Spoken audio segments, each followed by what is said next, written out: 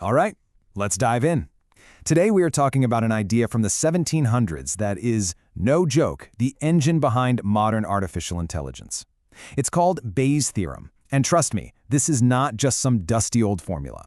It is the fundamental way machines learn to think, to reason, and to navigate a world that is messy and full of uncertainty. So, how is a 250-year-old idea building our future? Let's find out. To really wrap our heads around this, we're going to start with a little thought experiment. So imagine this. You go in for a medical screening, and you take a brand new test for a pretty rare disease. The test is supposed to be highly accurate. A few days go by, and then you get the call. You've tested positive. What's going through your head? So here's the big question. The test is 90% accurate at finding the disease, and your result is positive. What's your gut reaction? What's the probability you actually have it? Now, if you're like most people, you're probably thinking, well, it's got to be around 90%, right? Seems totally logical. But that 90% number isn't the whole story. We need a couple more pieces of information. Okay, first piece of the puzzle, and this one is absolutely crucial. The disease is extremely rare. Only 1 in 1,000 people has it. That's just 0.1% of the population. This little number is called the base rate, or the prior probability. It's our starting point, our reality, before we even factor in your test result. Now about that test, we said it's 90% accurate, and what that means is it has a 90% sensitivity. So if you actually have the disease, there's a 9 in 10 chance the test will catch it. This is the true positive rate. And yeah, it confirms this is a pretty decent test for finding the disease when it's really there. But, and here's the kicker, there's one last detail. The test has a 5% false positive rate. This means that out of every 100 people who are perfectly healthy, 5 of them will still get a positive result. And this is where our intuition starts to lead us astray. Okay, so let's recap. We've got a test that's 90% sensitive, a false positive rate of 5%, and a disease so rare it only affects 0.1% of the population. You just tested positive. So I'll ask you again, what is the real chance you actually have the disease? Is your gut still screaming 90%? The actual probability is, get this, just under 1.8%. That is not a typo, not 90%, less than 2%. I mean, that is a huge, shocking gap between what our intuition tells us and what the math actually says. So how do we make sense of this? Well, that's where Bayes' theorem comes in. So what just happened?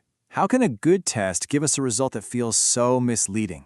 Well, that crazy, counterintuitive answer is perfectly explained by this formula from the 18th century. You can think of Bayes' theorem as a simple, powerful recipe for updating what you believe when you get new evidence. It's the engine of rational thought. Let's forget the scary math for a second and just look at the idea. It's beautiful. It basically says that your new, updated belief, which we call the posterior, is a combination of your initial belief, the prior, multiplied by the strength of the new evidence you just got, the likelihood.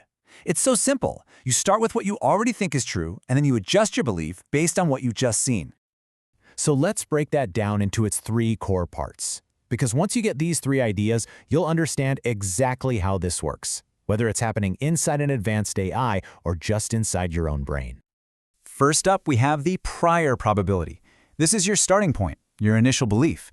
In our medical test example, the prior was that super low 0.1% chance of having the disease in the first place. Before you even took the test, the odds were overwhelmingly in your favor. And we can't just throw that powerful piece of information away. Next up, the likelihood. This is all about the strength of your new evidence. For us, that was the 90% sensitivity of the test. It basically asks, how much weight should I give this new piece of data? It's the part of the equation that represents the power of the new information. And finally, you put the prior and the likelihood together, and what you get is the posterior probability. This is your new, revised, more intelligent belief. It's the 1.8% we ended up with. It's the answer you get after you've rationally balanced what you used to think with what you now know. And this table here just lays out that whole cycle beautifully. An AI starts with a prior, what it already knows. Then it gets some new data, and it evaluates the likelihood of that data. It combines them to create a new posterior, an updated belief. And here's the coolest part. That new posterior just becomes the prior for the next round of learning. It's a never-ending loop of getting smarter. Now, this is way more than just a clever riddle about a medical test. This exact process, this Bayesian way of thinking, is the secret ingredient in so much of the technology that you and I use every single day. Let's look at a couple of quick examples. Ever wonder how your email spam filter works so well? A lot of them use a simplified version called a naive Bayes classifier. And the reason it's called naive is because it makes one giant simplifying assumption. It pretends every single word in an email is totally unrelated to every other word. You know, it thinks the word Prince has nothing to do with the word Nigeria. Now, we know that's completely wrong in reality, but for a computer, it's a super fast calculation, and it turns out to be shockingly effective at sorting your mail. Or how about a self-driving car?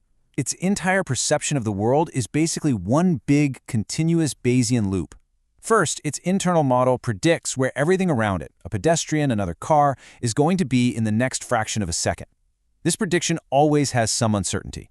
But then, instantly, it gets a flood of new data from its cameras and its LiDAR sensors, and it uses that to update its belief, which crushes the uncertainty and gives it a crystal clear picture of reality. Predict, update, thousands of times a second.